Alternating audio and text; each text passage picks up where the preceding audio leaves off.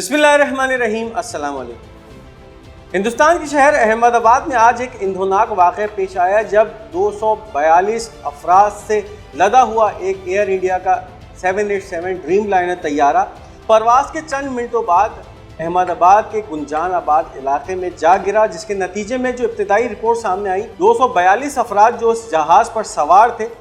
वो मौके पर ही हलाक हो गए। और जब ये तैयारा उस गुंजान आबाद इलाके में गिरा तो उसके नतीजे में जो कैजुअल्टीज़ हैं उसकी भी रिपोर्ट सामने आ रही है, यानी फिर जो डेथ टोल है वो भी बढ़ता जा रहा है। इसके साथ साथ जो ज़ख्मियों की तादाद है वो भी बहुत ज़्यादा सामने आ सकती है। इस वक्त जो इब्तिदाई रिपोर्ट सामने आ रही है, बोइंग कंपनी का 787 ड्रीम लाइनर जो कि वाबस्ता था एयर इंडिया से, एयर इंडिया की फ़्लाइट AI-171 जो कि अहमदाबाद से लंदन के गेटविक एयरपोर्ट के लिए जानिब परवाज़ होती है। लोकल वक्त के मुताबिक 1:38 पे हिंदुस्तानी वक्त के मुताबिक ये तैयारा उड़ता है अहमदाबाद के एयरपोर्ट से और फिर 1 मिनट के अंदर अंदर 625 फीट तक फ्लाई करने या उसके एल्टीट्यूड को ले जाने के बाद ये तैयारा स्टॉल करना शुरू कर देता है, यानी फिर बहुत तेज़ी से ज़मीन की तरफ आना शुरू हो जाता है और फिर उसके चंद सेकंड्स के अंदर अंदर ये तैयारा अहमदाबाद के BJ मेडिकल कॉलेज जो है या उसका जो मेस है वहाँ जाकर टकरा जाता है। काफ़ी गुंजान आबाद एक तो इलाका, उसके साथ साथ ये तैयारा जहाँ जाकर डायरेक्टली हिट होता है, बताया जा रहा है कि BJ मेडिकल कॉम्प्लेक्स है जो कि मेघानी नगर में मौजूद है अहमदाबाद में, और यहाँ पर बहुत सारे MBBS के स्टूडेंट यानी जो डॉक्टर्स बनने के लिए जो स्टूडेंट थे वो यहाँ मौजूद थे। इस मैस के अंदर जाकर जब तैयारा टकराता है, इब्तिदाई तौर पे 242 अफराद को लेकर ये तैयारा अहमदाबाद से लंदन की तरफ जानिब सफ़र था, जो कि इस हादसे के अंदर फौरी तौर पे ये 242 अफराद जो है लुक़मा अजल बन गए। जबकि जब ये तैयारा इस गुंजान आबाद इलाके में जाके टकराया तो इसके नतीजे में उस मेस में या उस हॉस्टल में जो मौजूद स्टूडेंट्स थे MBBS के वो भी काफ़ी ज़्यादा जो है वो उनकी कैजुअल्टीज़ की रिपोर्ट सामने आ रही है। इस वक्त जो है वो इमरजेंसी किसी कैफियत है अहमदाबाद में, और अब तक की इत्तलात के मुताबिक तकरीबन 300 के करीब जो अफराद हैं वो जो है वो हलाक हो चुके हैं इस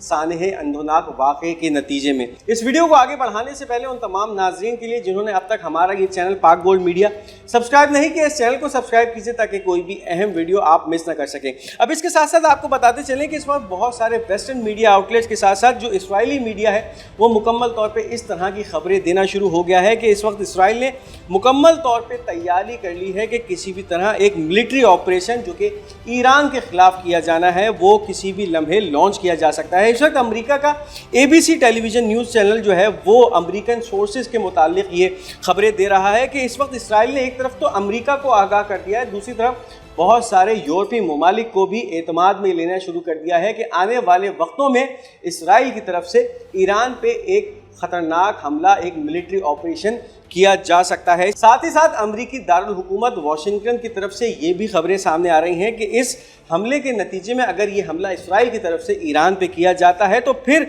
इसका जो जवाबी हमला होगा या इसका जो रिस्पॉन्ड होगा ईरान की तरफ से वो ये होगा कि इस वक्त जो इराक़ के अंदर अमेरिकी फैसिलिटीज़ या अमेरिकी फ़ौजें मौजूद हैं उनको निशाना बनाया जा सकता है। जबकि इससे पहले भी ईरान की तरफ से ये वाज़े कर दिया गया था कि ईरान के ऊपर अगर किसी भी तरह का हमला किया जाता है, चाहे फिर वो इसराइल की तरफ से किया जाए या इसराइल और अमेरिका की एक मुश्तरका कार्रवाई के नतीजे में किया जाए, तो फिर मशरिक़ वस्ता में इस वक्त जितने भी अमेरिकी अड्डे मौजूद हैं जहाँ पे अमेरिकी फ़ौजों की मौजूदगी है उन तमाम इलाकों को टारगेट किया जाएगा। साथ साथ इसके इसराइल को तो टारगेट किया जाएगा ही, लेकिन मशरिक़ वस्ता में जो इस वक्त अमरीकी मफादात मौजूद हैं यानी फिर जो एयर बेसिस हैं, जो फ़ौजी अड्डे हैं, उनको ईरान की तरफ से बहुत ज़्यादा ख़तरनाक तरीके से टारगेट किया जा सकता है। दूसरी तरफ जो एक अहम पेशरफ सामने आई है, इंटरनेशनल एटॉमिक एनर्जी एजेंसी ने एक ऐसा फ़ैसला किया है कि 20 साल के बाद ईरान को एक ऐसे ब्लॉक में जाके खड़ा कर दिया, यानी फिर ईरान पे जो पाबंदियां हैं न्यूक्लियर प्रोग्राम को परस्यू करने के हवाले से उस पे जो है वो सख्त अमल दरामद या उस पे कड़ी पाबंदियां लगाने का जो एक प्लान है वो सामने आया है। इस वक्त IAEA बोर्ड ऑफ गवर्नर्स की एक मीटिंग हुई, एक करारदाद पेश की गई जिसको भारी अक्सरियत से यानी 19 ममालिक ने इस करारदाद के हक़ में वोटिंग की, जबकि 3 ममालिक ऐसे थे जिन्होंने इस करारदाद के ख़िलाफ़ वोट किया और 11 ऐसे ममालिक थे जिन्होंने इस करारदाद को एब्सटेन किया, यानी ना फिर इसके हक़ में ना इसके ख़िलाफ़ वोट किया। अब इस वक्त ये जो करारदाद पेश की गई थी وہ یہ تھی کہ اس وقت ایران کو non compliance nuclear safeguard obligation کے حوالے سے ایک قرارداد IAEA کی بورڈ آف گورنرز میں پیش کی گئی، جس کے اندر روس، چین اور برکینا فاسو نے اس قرارداد کے خلاف فیصلہ کیا، یعنی اس کے خلاف ووٹ دیا، یعنی وہ اس قرارداد کو نہیں مانتے تھے۔ اور جنہوں نے اس کے حق میں ووٹ دیا، اس میں امریکہ، برطانیہ، France, Germany, Spain, Argentine, Australia, Belgium, Ecuador, Ukraine,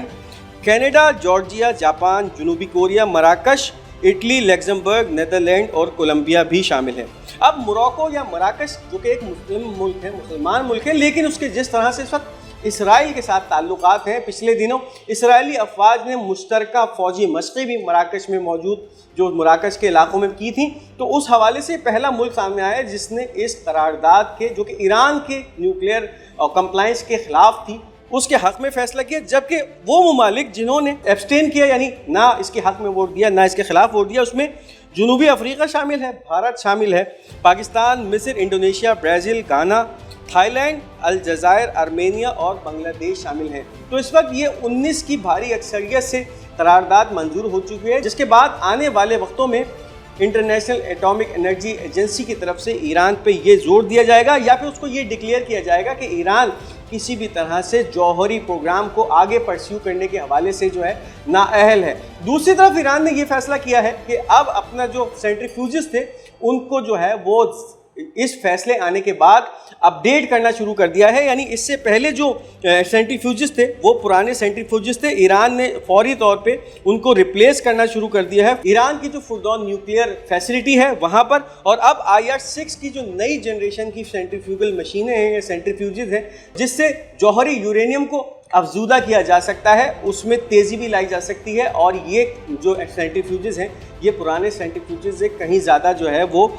کارگر بھی ہیں اور تیز بھی ہیں۔ تو اس وقت یہ کیفیت ہے کہ 20 سال کے بعد پہلی دفعہ ایسا ہوا ہے کہ انٹرنیشنل ایٹامک انرجی ایجنسی نے ایران پہ اس طرح کی پابندیاں لگائی ہیں۔ اس سے پہلے ایران نے یہ بھی دعویٰ کیا تھا کہ یہ جو انٹرنیشنل ایٹامک انرجی ایجنسی ہے یہ جانبدارانہ کردار اپنا ادا کر رہی ہے، یعنی پھر وہ تمام معلومات جو کہ کانفیڈینشیل معلومات ہوتی ہیں اور جو اس ایجنسی کو ایران کی طرف سے فراہم کی گئی تھی، جس میں ایران کی نیوکلیئر فیسلٹیز کے حوالے سے جو ان کی پوزیشنز تھیں، اس کے علاوہ جو ایران کے نیوکلیئر سائنٹسٹ کے جو اعداد و شمار یا ان کا جو ڈیٹا تھا وہ جب ان کو فراہم کیا گیا تو اور اس کے بعد جو ایران کی طرف سے اس وقت جو اسرائیل کے خفیہ دستاویزات حاصل کیے گئے ہیں اس میں یہ باتیں بھی سامنے آئی ہیں کہ IAEA نے یہ تمام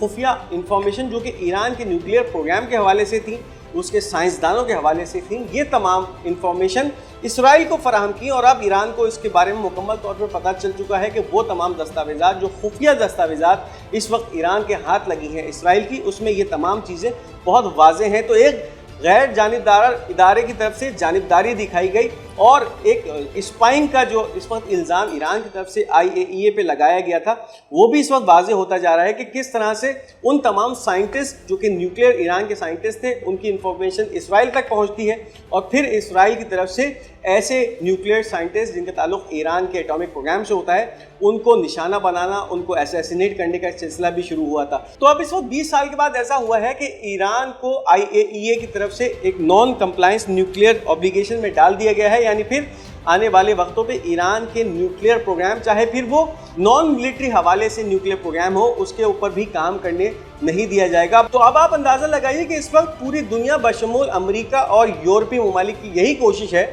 کہ ایران کو کسی بھی طرح سے نیوکلیئر کیپیبلٹی حاصل کرنے نہیں دی جائے، یا چاہے پھر وہ یہ تمام نیوکلیئر جتنی بھی صلاحیت ہے یہ مفاد عامہ میں استعمال کرے، نہ کہ اسے ملٹری یا دفاعی مقاصد کے لیے یا جوہری بم بنانے کے لیے استعمال کیا جائے، اس پہ بھی اس وقت IAEA کی طرف سے پابندی لگا دی گئی ہے۔ اس سے پہلے امریکہ کے وزیر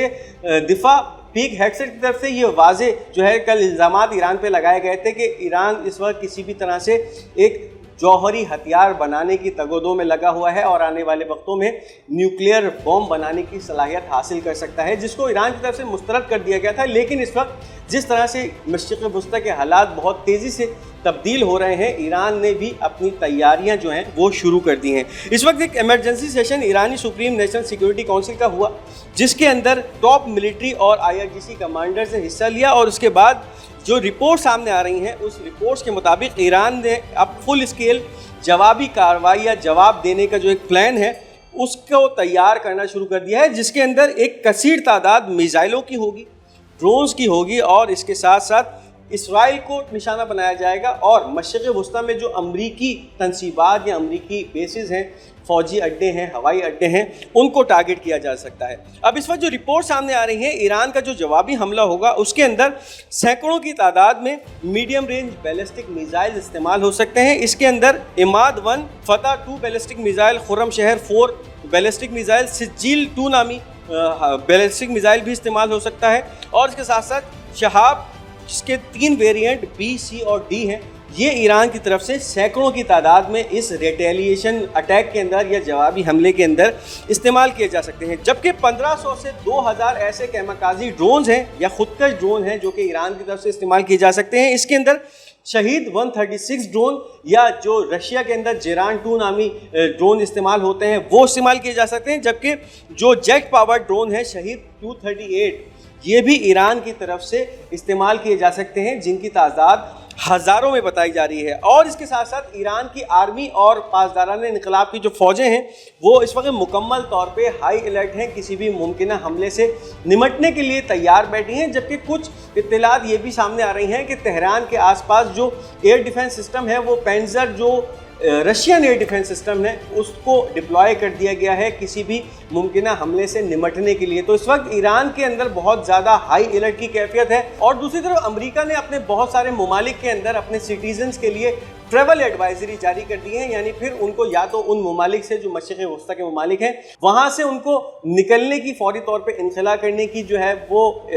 हिदायत जारी कर दी गई हैं, या फिर उनको सेफ मुकामात पे या बाहर निकलने से मना कर दिया गया है। यानी ट्रैवल एडवाइजरी इस वक्त अमेरिका की तरफ से बहुत सारे मशरिक़ वस्ता के ममालिक के लिए जारी हो चुके हैं। तो अब ये देखना है कि क्या आने वाले वक्तों में अमेरिका और इसराइल की तरफ से ईरान की जौहरी तनसीबात को निशाना बनाने के लिए कोई ऑपरेशन, मिलिट्री ऑपरेशन किया जाता है, और फिर अगर ये ऑपरेशन किया जाता है तो ईरान किस तरह से उसको काउंटर करेगा, और किस तरह से, जिस तरह से इस वक्त खबरें आ रही हैं कि ईरान मुकम्मल तौर पे तैयार बैठा है, तो क्या इस वक्त एक बड़ी जंग मशरिक़ वस्ता में खुलती नज़र आ रही है, ये तो आने वाला वक्त ही तजवीज़ करेगा। तो ये थी इस वक्त की अहम अपडेट्स। इस वीडियो को लाइक और शेयर करना मत भूलिएगा। हमारा ये चैनल पाक गोल्ड मीडिया, इसको ज़रूर सब्सक्राइब कीजिएगा और अपनी कीमती आरा का इजहार कमेंट्स में ज़रूर कीजिएगा। बहुत जल्द एक नई वीडियो, नई अपडेट के साथ आपका ये मेज़बान एक बार फिर आपकी खिदमत में हाजिर होगा। तब तक के लिए मुझे इजाज़त दीजिए। खुदा हाफिज़ व नासिर।